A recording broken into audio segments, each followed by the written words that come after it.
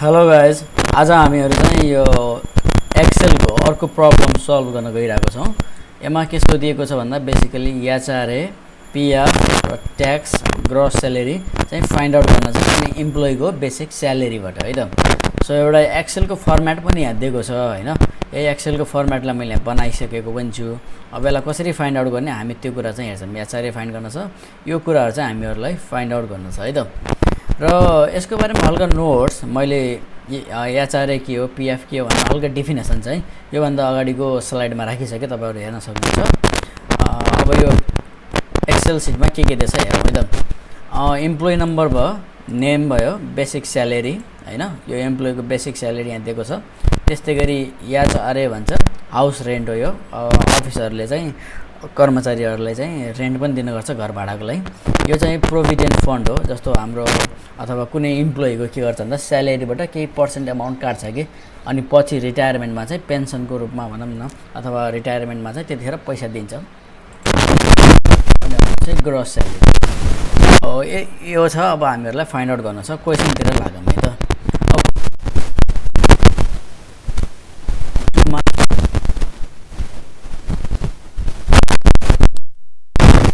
Fund पनि पऱ्यो, सेलमा फाइन्ड आउट गर्नु पऱ्यो। तर यहाँ चाहिँ के दिएको छ, केही कन्डिसन्सहरू दिएको छ है त। सो कन्डिसन के रहेछ के भन्छ भन्दा बेसिक स्यालेरी हो 10,000 भन्दा कम अथवा 10,000 छ भने HRA चाहिँ 20% अनि पिएफ चाहिँ 10%। ओके, त्यस्तै गरी बेसिक स्यालेरी 10,000 भन्दा माथि तर 20,000 भन्दा कम अथवा 20,000 छ भने HRA कति हुन्छ 15%, अनि पिएफ चाहिँ कति हुन्छ 8%।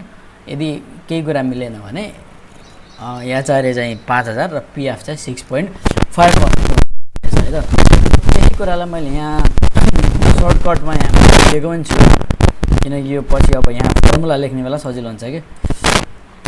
ओके, सो क्वेसनमा त्यहाँ जे भने ब्रिफली लेखेको छु है, यहाँ पढ्न सजिलो हुन्छ। बेसिक स्यालेरी बिएस भनेको बेसिक स्यालेरी 10,000 अथवा त्योभन्दा कम भयो भने HRA कति 20% रे बेसिक स्यालेरीको, अनि यो प्रोभिडेन्ट फन्ड चाहिँ 10% भन्छ बेसिक स्यालेरीको। यदि 10,000 भन्दा धेरै तर 20,000 भन्दा कम भयो भने चाहिँ HRA कति 15% यस्तो भनेर लेख्दैछ है त। सो यसको लागि मैले यहाँ फर्मुला लेख्न गइरहेको छु। ल फर्मुला कसरी बन्छ हेरौँ है त। अब डाइरेक्ट यही नै लेख्ने हो, इक्वल्स टु इफ यदि के भन्यो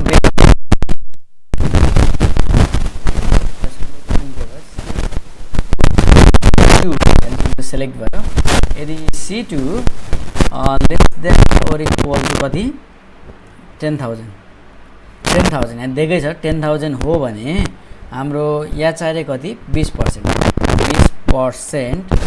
HRA हो कसको भन्छ अफ भन्ने छ नि त बेसिक स्यालेरीको। सो बेसिक स्यालेरी के हो C2, यसैको के हुन्छ यो 20% हुन्छ अरे। ओके, कमा अब यो प्रोभिडेन्ट फन्ड अहिले चाहिएन है हामीलाई, किनकि हामी HRA कलममा फाइन्ड आउट गर्दैछौँ। सो HRA मात्र लेख्ने हो। ओके, यो कन्डिसन मिल्यो भने यो भयो। अब अर्को कन्डिसन लेखौँ, यहाँ दुईवटा कन्डिसन। इफ के भन्यो basic salary greater than 10,000, basic salary भनेको C2 नै हो right, C2 greater than 10,000 right. र यहाँ एन्ड भन्ने आयो, दुईवटा कन्डिसन छ नि त होइन, त्यही भएर के लाइन्छ भन्दा एन्ड युज गरिन्छ। एन्ड युज गर्नलाई यहाँभित्र एन्ड यसरी लेखिन्छ, इफ पछि एन्ड आउँछ र एन्डमा कन्डिसन्सहरू जति पनि हुनसक्छ। अहिले यहाँ दुईवटा कन्डिसन दिएछ त्यही भएर कमा गरियो है। अर्को कन्डिसन के हो बेसिक स्यालेरी चाहिँ less than or equal to 20,000 हुनु पऱ्यो। सो C2 तिम्रो less than or equal to 20,000 हुनु पऱ्यो। ओके, यो मेरो एन्डको कुरा सकियो।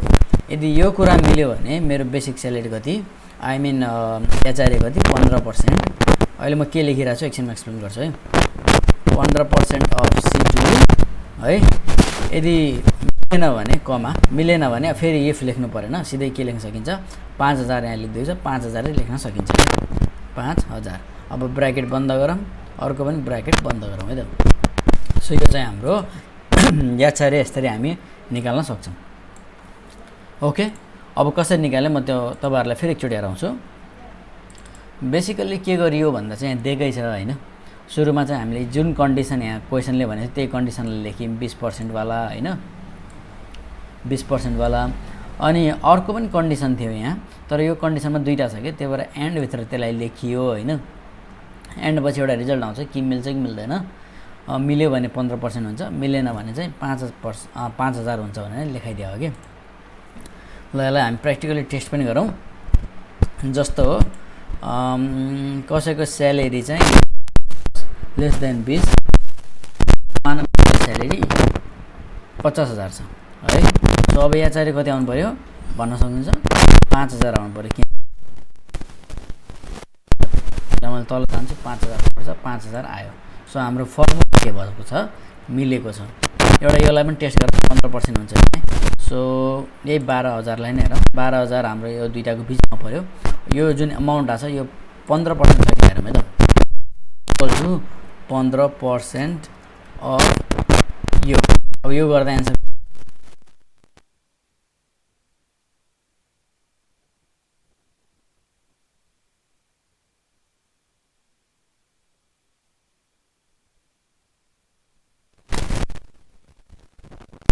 कपी गरेँ मैले, फर्मुला जे थियो यसमा नि कपी गरेँ राइट।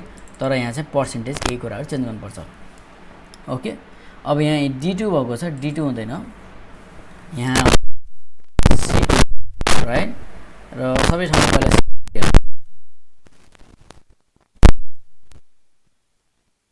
C2 अनि C2 राइट।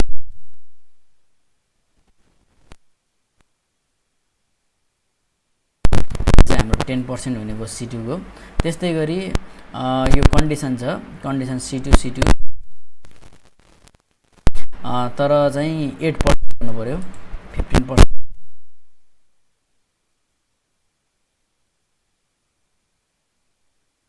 कति 6.5% अफ कसको भन्दा यही स्यालेरीकै C2।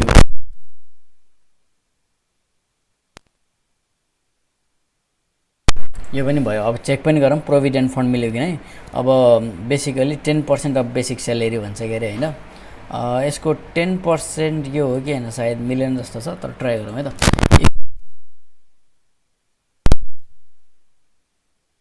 अफ स्यालेरीको अब यो गर्दा 840 आउँछ। हामी रङ गरेछौँ, हेरौँ है त के रङ भयो भन्दा C2 greater than less than or equal to 10,000 छ भनेपछि 10% of C2 okay. And C2 greater than 10,000, C2 less than or equal to 20,000 छ भनेपछि 8% रे है, 8% ओके ठिकै छ। यदि अझै मिलेन भने चाहिँ 6.5% अफ C2, सबै ठिक छ त। फर्मुला चाहिँ हाम्रो किन रङ आयो भन्ने कुरा हो। यहाँ 840 नआउनु पर्ने हो बेसिक स्यालेरीको। सो गाइज के भयो एकचोटि म टेस्ट गर्छु है त फेरि।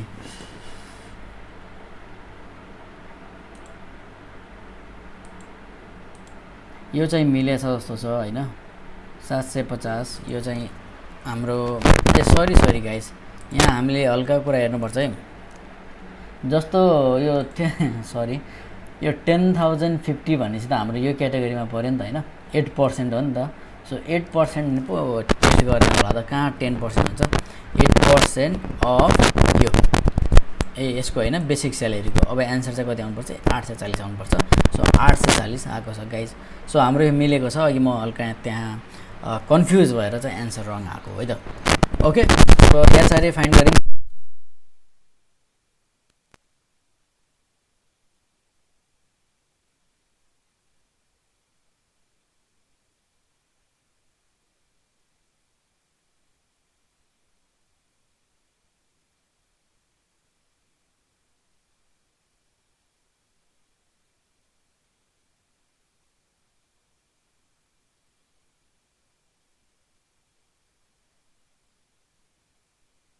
स्यालेरी है छ भने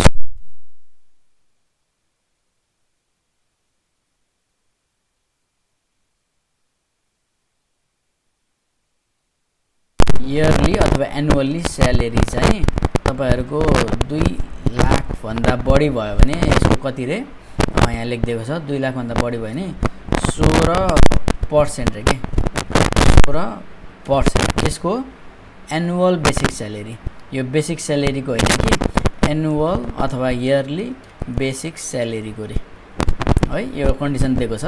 यदि होइन भने यो बाहेक अरू कसैले कम छ भनेपछि यसले कति पे गर्छ 1% मात्र पे गर्छ भनेर लेखेछ। Greater than or equal to है, यहाँ इक्वल टु पनि छ, इक्वल्स टु यदि यति भयो भने चाहिँ 16% नत्र 1%। सो ट्याक्स फाइन्ड गरौँ इक्वल्स टु, अब इयरली स्यालेरी भन्छ, इफ लेखिहाल्नु पहिला इयरली स्यालेरी, यसको बेसिक स्यालेरी यति भयो हैन, इयरली स्यालेरी कति हुन्छ मल्टिप्लाई बाइ 12 गरे भने कति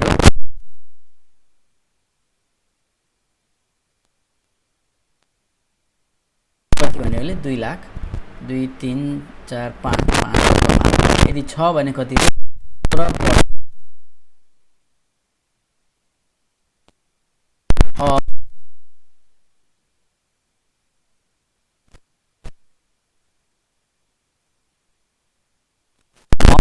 मल्टिप्लाई बाइ 12 हुन्छ है। ओके, अब यहाँ गाइज म हल्का यो जुन इयरली स्यालेरी छ यसलाई म ब्र्याकेटमा हालिदिन्छु किनकि पहिला यो इभ्यालुएट गर्न चाहन्छु। ओके, त्यस्तै गरी C2 इयरली स्यालेरी ब्र्याकेटमा हालिदिन्छु है। ओके, कमा यदि मिल्यो भने त 16%, अदरवाइज भने छ नि मिलेन भने कति 1%, 1% अफ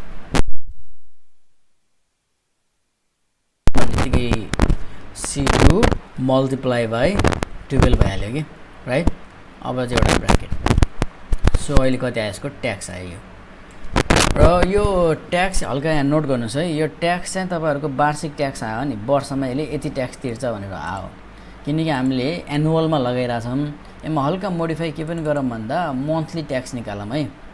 मन्थली ट्याक्स निकाल्नलाई हामी के गर्न सक्छौँ भन्दा जुन यो अमाउन्ट छ नि यो अमाउन्टलाई डिभाइड बाइ 12 गर्न सक्छौँ कि यो अमाउन्ट अहिले हुन त यत्तिकै छोडिदिउँ, पछि यसलाई मिलाउँला है त।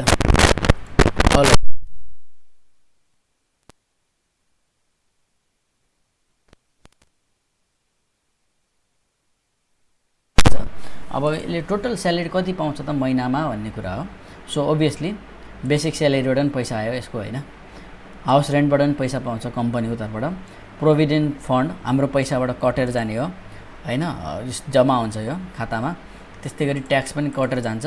त्यही भएर यो प्लस यो माइनस यो माइनस यो।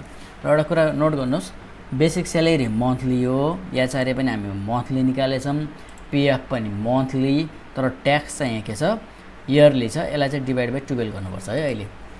सो इक्वल्स टु फर्मुला लेख्दैकै छ, बेसिक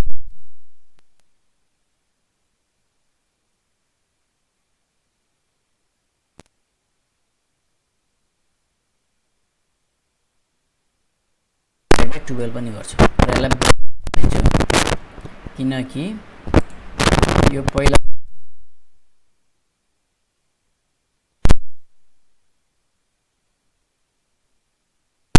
सो यो चाहिँ यसको के भयो ग्रोस स्यालेरी भयो कि महिनामा कति कमाउँछ भन्ने कुरा हो। 10,000 यता देखाएको छ, 1,000 यता 1,500 यताबाट आएको छ, तर पाउँछ कति 11,000। सो यो चाहिँ हामीहरूले यहाँ एउटा फर्मुला बनाएर लेख्यौँ। ओके गाइज,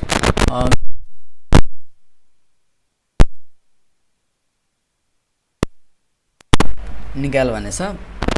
सो यसमा चाहिँ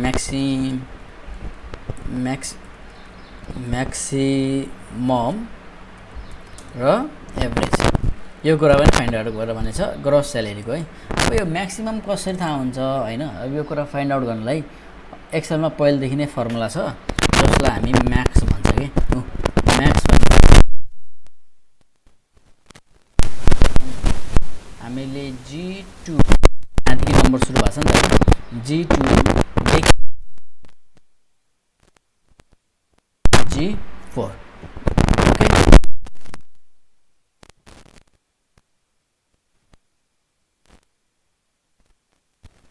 कति छ 13,250 एमा हेर्नु 13,250 हो, 13,250 आएको छ। सिमिलरली एभरेज फाइन्ड गर्नु पर्यो भने पनि बाइ डिफल्ट भनौँ न पहिलेदेखि नै बिल्ट इन फङ्सन छ एभरेज भन्ने, हामी जस्ट त्यसलाई युज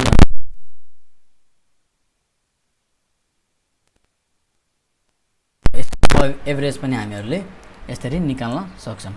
र एउटा कुरा हल्का नोट गर्नुहोस् है, अहिले जस्तो 3टा मात्र इम्प्लोइ छ, डट डट डट गरेर क्वेसनमा यसरी दिएको छ है। यसमा धेरै इम्प्लोइज कति हो हामीलाई थाहा छैन, त्यही भएर यहाँ म्याक्सिमम निकाल्ने बेला चाहिँ हल्का केही कुराहरू चाहिँ यसमा लेख्नुपर्ने हुन्छ है। जस्तै if there is an employee range will be G2 to GN भनेर यसरी हामी लेखिदिनु पर्ने हुन्छ अहिले। ओके, सिमिलरली यो चाहिँ एमा पनि लेख्नुपर्ने हुन्छ। यो क्वेसन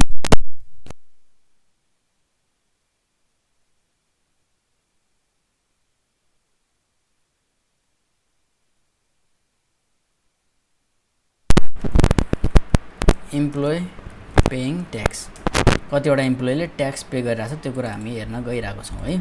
सो ट्याक्स अहिले हेऱ्यो भने सबैले पे गरिरहेछ हो, कुनै कुनैमा ट्याक्स न पनि हुन